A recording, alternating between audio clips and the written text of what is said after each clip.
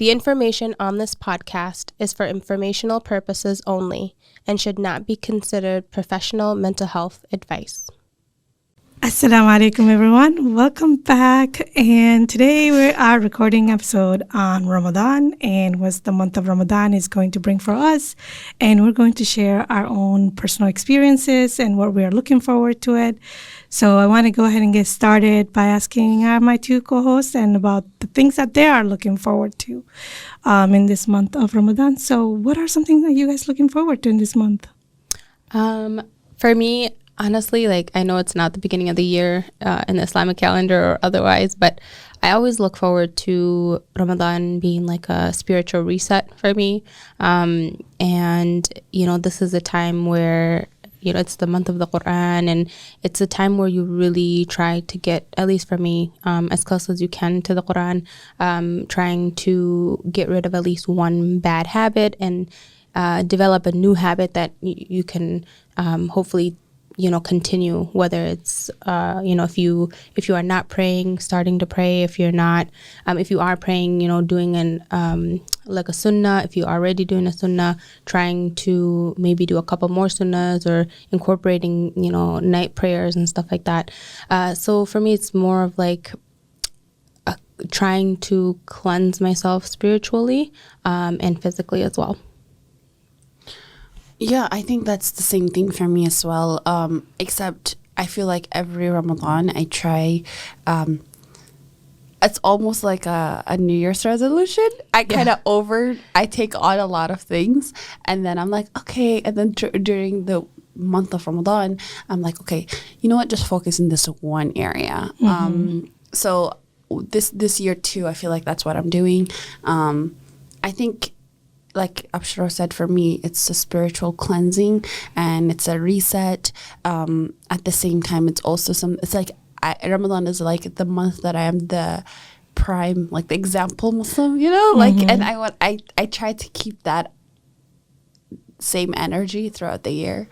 So I try to set myself off. Like it's almost like a new year for me, Ramadan, mm-hmm. when it comes to spiritually. Mm-hmm. I have this energy and this optimism about like how curious I am about my deen, how in depth I try to look into things, and how I involve my deen in everything, in my thought process and so on and so forth. And then normally after Ramadan, to be honest, it kind of like dips down a little bit. Yeah. So I just have to my goal every year is like make sure this time it lasts longer, and then every year there has been some elements of that Ramadan that has mm-hmm. stayed with me throughout my life, if that makes sense. Mm-hmm. Do you guys plan in advance on how to get ready for Ramadan, or do you guys do it simultaneously as the month comes along? Because right now we're in Sha'ban, and a lot of people are fasting and getting ready for it and kind of getting mental, spiritual preparations and what fasting might be like for them. How do you guys kind of navigate that? Mm-hmm. I think I ideally, I try to plan it out, whether it's the cooking, the meals, or, breaking down the Quran and being like, okay, this week I want to really get to this milestone, and then the following week I want to get to this milestone. But I don't think I have a hard time having it stick, having me like really going through what I actually plan to do, because things come up and, you're invited here, you're invited there, and it comes so fast, and mm-hmm. by the time you know it, I'm like, I find myself in the middle, like the 15th day of Ramadan, and I'm just like, oh my gosh, what did I do? I didn't, I didn't finish as much Quran as I wanted to. I didn't. So it's like you start off super motivated, mm-hmm. And then by the second week, you kind of in the groove of things, and kind of like the third week, I'm like, okay, like it's scrambling time, mm-hmm. right? What can I finish? What can I do? Yeah. And stuff like that. So that's what I want to change this year. I feel like I want to really put less things on my plan, and goals, mm-hmm. So that at least I am able to hit at least one of them. So I think the thing is that, sorry, go ahead. it's okay. No, I was going to say how I do it, how I prepare for my month of Ramadan. I honestly make those to-do lists that I have. But the thing is that even though I'm mindful of the whole 30 days, so I kind of break it down three ways. The first 10 days of Ramadan is basically a preparation, right? How I can mentally, physically, spiritually be present with that process. So it's going to be up and down. So I'm not like 100% going into that one. And then the middle is like, okay, I'm kind of dipping again. I'm noticing the level of motivation is a little bit lower. The actual 10 days is what I work for. That's my ultimate goal. That's where everything goes to that last 10 days. Like sleep is like not like something on my mind because I'm like going hard on the last 10 days. With even spirituality, I go really hard in the last 10 days because I feel like if this is my last Ramadan, because there are people that you fast with or might not be there. If this is my last Ramadan, what did I do in the last 10 days of it so that I feel like Allah has forgiven me for the things that I have not really well done for the first 10 days that I have not been really well done of it. And Allah does not expect perfection from us. And the thing is that that's part of it. And so the thing that I do is like, I really go hard on that. But like you said, I don't have so many things on my list this year. It's like kind of, I was talking to a friend the other day and we all was talking about like, she said, maybe we should figure out a little bit specific things that we wanted to do. And then I said, I've been really struggling for really a while with khushu in prayer. I feel like I am hasting my prayer. I feel like I'm running through it. I feel like I don't even do the dhikr, the little like 2-minute dhikr that it takes for us to do because I just pray and then I run. And sometimes I don't even remember which rak'ah that I'm on.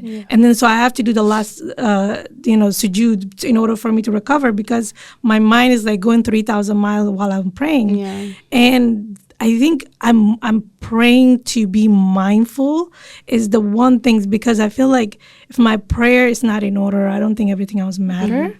And so that's what I'm hoping that I can kind of like hold on to this Ramadan. Yeah, I relate so much to everything that you were saying. For me too, the idea of like being mindful, being present, making sure that you have a realistic goal. For me, for a very long time, growing up, I think Ramadan was like a physical preparation. Like that's what got us like ready to Ramadan. So like you would like clean your house, and then there's like a whole cooking session that happens, right? Like you do like 200, 300, wrap sambusas and like biscuitas and everything. So like your house is clean and you have this smell of the aroma of biscuit and, like the aroma of sambusa that's just been like prepared and frozen and all of these things. That's what like when I associate Ramadan is coming, it's more of like there's a physical reaction to Ramadan to me than there's a spiritual one too, but then the physical one that's more like there. I'm trying to, so therefore I've carried that to my house as well, with my family too, like where we clean the house and we prepare Ramadan, like the physical aspects of it. But then now I'm trying to include like the spiritual aspect where we're like basically create your own tradition. Exactly. Yeah. So listening to like we instead of waking up in the morning and we play Quran and the stereo system in the house, and it's just kind of trying to make it part of our day to day, and kind of getting our mind to like, okay, this is another day with Quran, like, okay, we listen to another, Jews, whatever the case might be. And then we kind of also have these conversations about, like, me and my husband, we send each other lectures, because, your algorithm also during Ramadan time changes because you're focused on, deen-related stuff. So we send each other videos and we talk a lot more about, like, the lectures that we listen to. That's like our dinner conversations. So it kind of gets integrated a little bit. So that's what we're trying to do a little bit more focus on too, but more consciously. I'm kind of curious now that Bonnie brought it up. What are some new tradition that you guys are implementing in your household that is not similar to what your family are used to. Like Bonnie saying that she wants to implement more spirituality to the process of like the month of fasting. What are other traditions that your kids, like you wanted to expose your kids to? I think for me, I really, really want to get my kids excited about Ramadan, you know, get them really like excited about the spirit, and teach them in the process, you know. My daughter, she's like, oh, you know, we should, you know, decorate for Ramadan. Ramadan's coming. Let's put lights up and, you know, and all that stuff. So I have a couple days planned to just do some crafts and make the house like warm, and maybe put up like a little, have you guys seen those videos where they like carve out like a whole minaret in a masjid thing for the kids? And maybe like just put it in a corner and just get them really excited about it, because I think growing up, like the things that I really loved about Ramadan was like the tarawih outside. I remember, like, I feel like my favorite memory is, do you remember like North Masjid? When it used to be so packed in Ramadan? Yes. Yes. North. And then we used to like pray outside with like the tents and stuff, and it was in the summertime. And so like that's one of my favorite memories. And just my goal this Ramadan is getting my kids involved and just getting them excited about going to the masjid, why we pray, why we do tarawih, and what the purpose of Ramadan is. Because now they're at that age where they're like, why? So, and I can say that, you know, for me, I had two. I always say like I had two separate childhoods, right? And I feel like my relation to my deen and like where the seeds of my deen was like planted in my life was in my earlier childhood, and it's because of this chaos that would erupt in our household because of Ramadan.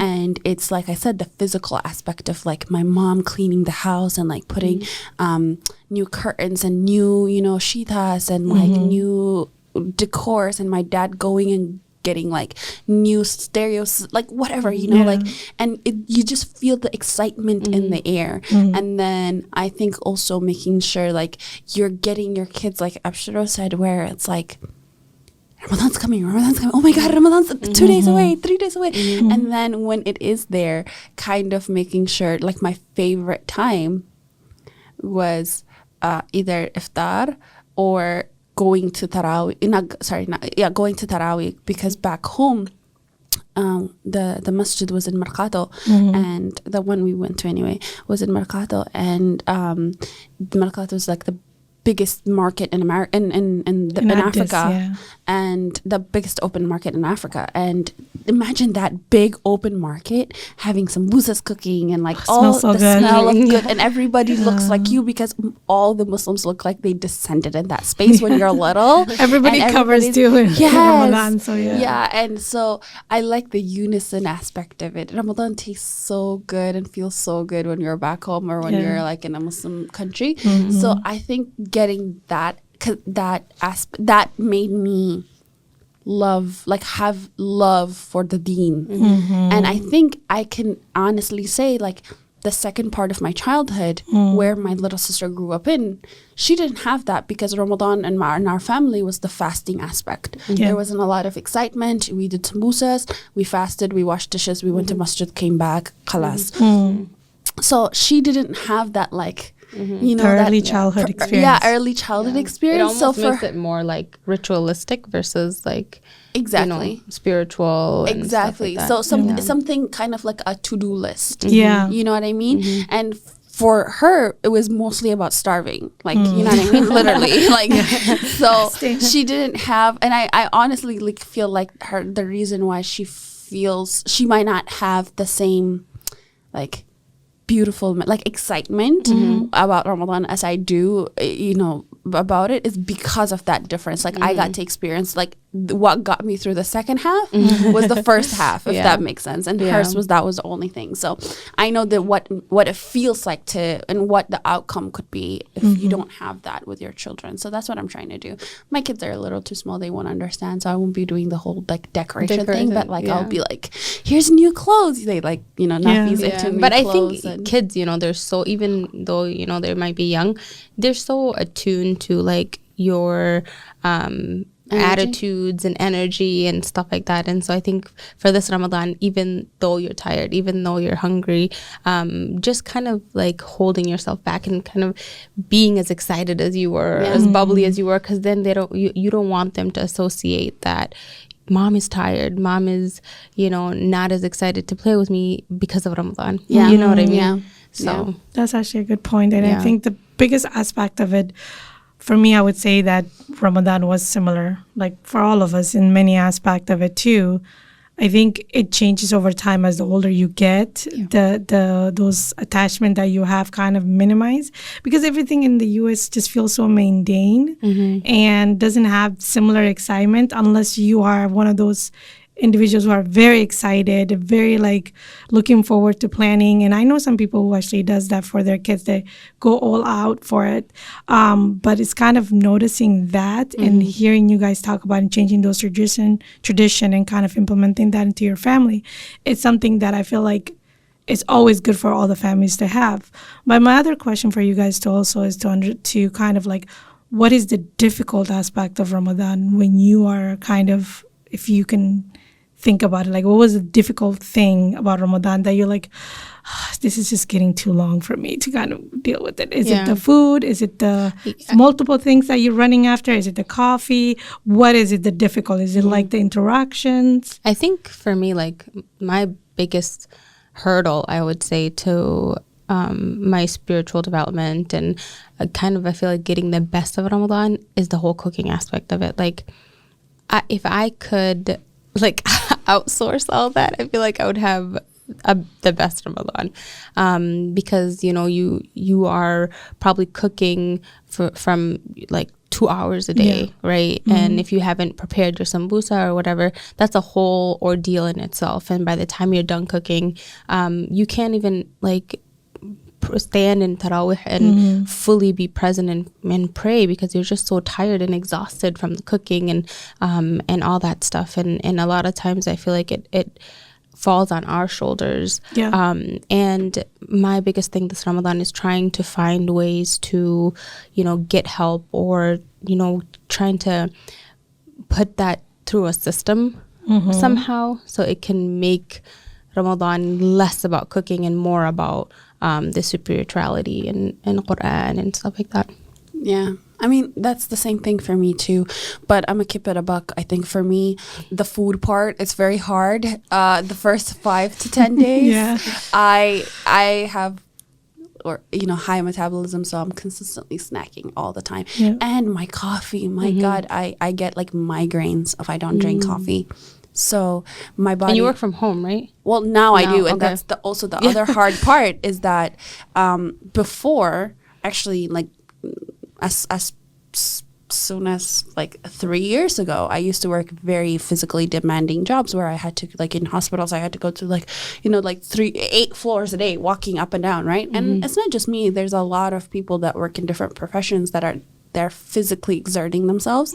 And that's very hard, especially when you are physically exerting yourself, you're fasting. And if you're someone like me that's, you know, that's addicted to coffee and you can't drink your coffee and you're fighting migraines and you can't take medication because, you know, like, it's just a recipe. So like until my body starts like getting caught up with the system, then it's the first 10 days is like normally a dread. Have you thought of like trying to take coffee out now while you're ahead of the game? So like 2 weeks in. I do that. And that's why after 10 days normally, like, because it takes like, for my body, it kind of switches really fast. It takes about 20 to 30 days to like forget about it, because I'm really programmed into coffee. That's why I don't touch nothing in my life. Like no hookah, nothing, because I'm like, if I touch it, I'll have it for the rest of my life. So try to cut off, like, I only drink a specific amount of coffee, throughout maybe like a month before. Yeah. And then by that 10-day mark, I normally am good. Yeah. I think for me, I would say the first week is insane. It's the hardest. Is the hardest. Yeah. Is the hardest. And it's like, especially the headaches and stuff, because I don't usually get headaches unless I'm hungry or I don't have coffee. Yeah. So I think for me, I would say that I'm trying to make up like my fasting, and I still have a couple weeks, and so I haven't done it. And when everybody talks about they're doing it, I feel so guilty because I'm like, but I have to drink coffee on Monday and I have to work and see how long my schedules are. And I look at my calendar and then I like justify it. I was like, but look how many meetings that I have. Yeah. I need the coffee. That patient. I need 2 coffees. For all of this. So I'm like, maybe I should start on Sunday and then kind of going into it. Yeah. So, and then Sunday is like, I have a breakfast that I go with friends. I'm like, but I can't do it on Sunday. So that's what's happening. and and it's so much harder to make up or fast by yourself. It is. Yeah. It is something so about Ramadan, like, mashallah. That's why Ramadan, like after the first week is easy because then it gets like your body get used to the routines. And I think, wallahi, I would say this, and I think everybody would agree with this. Allah gives you some mercy that you did not even know existed in Ramadan that makes even that coffee addiction that I also have a lot more easier, because then even though I have a headache the first couple of days, somehow I'm okay after that. And the energy comes from a place that I do not expect it from. And I think when I say it is hard, I'm not saying it's not. And I do go through all the stuff that you guys are mentioning. The cooking part, I don't. Alhamdulillah. But, the aspect of like coffee and food, I'm like, I love my food. I don't have to eat a meal, but I should have snacks. Yeah. So it's a lot to navigate, but I would say, inshallah, wallahi, Allah makes it easy. But the best part about it, I would say that is the fact is that we are collectively going through it together. Yeah. And I think, the biggest thing about Ramadan is this is the time, like, if you think about it as like a business person, right? This is the time where you can get the most out of your ibadah. So true. Right? Like, especially the last 10 days, if you time it right, or if you're giving, if you set up like a giving thing and you're giving every day, one of those days you're going to land on Laylatul Qadr. You know what I mean? So I feel like we have to, at least for me, I think about it that way and going into it and saying, you just have to catch one day. One day. You know what I mean? Do it the whole 30 days? The whole 30 days. And then one of the days. One of the days, you're good. Yeah. And it's a reset, like, for the rest of the year. And just exerting yourself and holding yourself back a little bit, tying your waist and just, going all in. Yeah. I remember I took this class called Visionary with Muhammad al-Sharif. May Allah give him Jannat al-Firdaus. Muhammad al-Sharif always emphasized, he said, the last 10 days is what you have. So use it as like the last marathon that you are working your every energy for. So he will like talk to us about how to make your du'as, get your du'as ready, which is like, spirituality, physical, financial, family, personal du'as, or, ummah du'as, like the du'as that you're making for the people of ummah. And so it's kind of like you go at it, like you don't talk to people, you don't, like you become that secluded spiritual person and use that the benefit of that last 10 days. And I think a lot of time that because a lot of the last 10 days in the masjid, we spend so much time on like doing fundraising, which kind of is important to do so, but the fundraising kind of limit the excitement of the masjid going to it.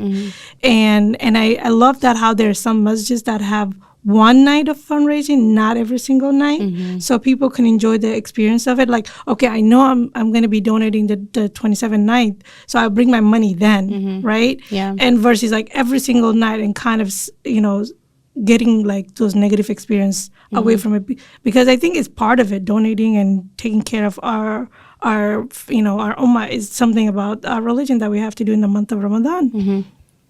So I would say that kind of leaning into those level of like the last 10 days, what do I do? How do I kind of use those time? I think that's was something that I intend to kind of focus on, even though the hard days are existing. So that's how I usually kind of go with it. Yeah. I think I also wanted to just, because I maybe have been in this position a little too many times than I would like to count, being either like physically ill or if you are pregnant during that time, just making sure that like because you're not physically able to fast, it doesn't mean you can't utilize your Ramadan. That's So true. I think any energy and any amount of effort that you could give your Ramadan, I think you should have mercy on yourself about it, and then don't get discouraged that you're not going to be able to give this Ramadan the same amount of energy that you've given in the past, or that you're able to give normally. So just having mercy on yourself, being patient with yourself, and then being able to just having that niyyah of like, this is what I can do right now. Because either I'm really physically ill and whatever, even though I can't fast because of A, B, and C reasons, because of maybe I can't, I'm physically unable to go to Tarawih every single day.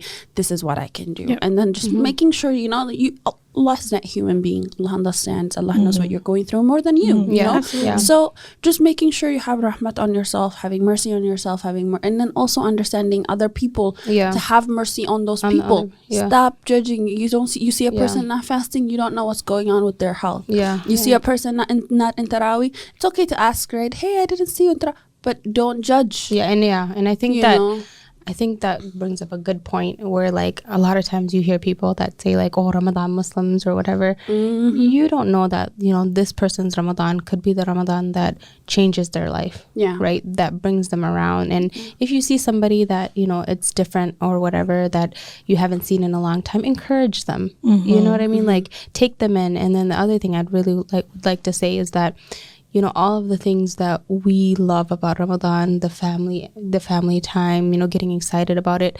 There are people in our community that don't have that, right? That they don't have, their family might not be Muslim, and this could be their first Ramadan that they're experiencing. So try to extend a hand out. Try to extend a hand to those in your community that might need that support. Might need that. It could be just one thing, could be one evening of you providing iftar for them, but it could mean the world to them as well. Yeah. And also like this, for some people, this is the first Ramadan they're celebrating without their family members. So the idea of celebrating Ramadan, the idea of participating in Ramadan might be a traumatic situation for them, because hey, my mom used to be the one that holds it down, but she's gone now. My dad used to be the one that now he's not here. So that making sure Ramadan is about your deen and about your aqra and everything else, but also look to your right and to your left and see what's going on. I remember like one of my hardest Ramadan, I would say, would be 2019, and it was like right after COVID hit, and I was in Saudi, and like it was complete lockdown, and I spent literally 30 days making iftar by myself in my little dorm room at work, and it's just it was probably one of like the hardest Ramadans I've ever experienced. Yeah, and there are people like that, and I wanted to add to that is that this Ramadan we are, as far as our ummah concerned, that we're dealing with a lot of people in the world that's suffering. Please remember Gaza, and remember Sudan, remember Congo, remember people of Ethiopia, and remember all of us in this aspect of it, and use your donation to those spaces, because I think at the end of the day, even though our masjids can have their own bills to take care of, but I think those are the people who are in the most suffering at this moment, and your donation will be much more benefited in those spaces as well if you're able to. I think when we talk about these experiences, I wanted to kind of highlight that sometimes we may sound like we're speaking from a place of like knowledgeable and privileged space, but we are just sharing a thought that we're with you in aspect of you going through these experiences, and being also kind of reminding one another on the things that are around us that's happening as we are kind of embarking on this incredible month that's around the corner, and being able to kind of benefit from all aspect of it, and maybe using a lot of our dua time to speak to Allah for this incredible people who are constantly suffering in this space, and so that they are still using that moment, those time where the shaitan is locked out, and it's just you and Allah and your own nafs. So using that space as a benefit to kind of talking to Allah, saying, Ya Fatah, open all the gate and give us victory in these spaces for our nafs, and then also for our brothers and sisters around the world who are suffering in this moment of time that is tremendously harmful. So to wrap up, I think it would be good to just maybe give a few recommendations, some programs that you have experienced with and stuff like that. So what do you guys listen to? What do you guys follow in the month of Ramadan that kind of helps you, get the spirit and stuff like that? I buy our calendar. Yes, we use our calendar. Buy the calendar and use it to your benefit. I also use a lot of Yaqeen Institute's work. I use Sheikh Yasir Qadi's previous work that he has done when it comes to the Seerah. Like 30 for 30? Yeah, I do 30 for 30, but I do Seerah. I kind of go back to Seerah all over again from the beginning. There's something about Seerah kind of shakes my heart. And so I go back to Seerah, and then I just do 30 for 30 with the Yaqeen Institute and use that as a benefit as well. How about you? Yaqeen, definitely. I love Numar Ali Khan. I think the way he talks and the way his diction just kind of makes it a little bit more like I'm going into school like for a lecture than like something that's big and huge for me to understand. He brings it down to my level. So I spend a lot of time in those two YouTube pages and YouTube spaces. And also I think one thing that helps is like making sure that you are either reading something, watching movies helps me. Like when I was a kid, I used to watch Arisala all the time. I associate Ramadan with Arisala. Like it. What is that? It's called like the message. It's the message, okay. And it's I think to this day the best. Do you do the Arabic dubbed or the English dubbed? When I was back home, I used to do it in Amharic. There's an Amharic dub, but I very recently found the English dub. So every Ramadan, like that's like how like.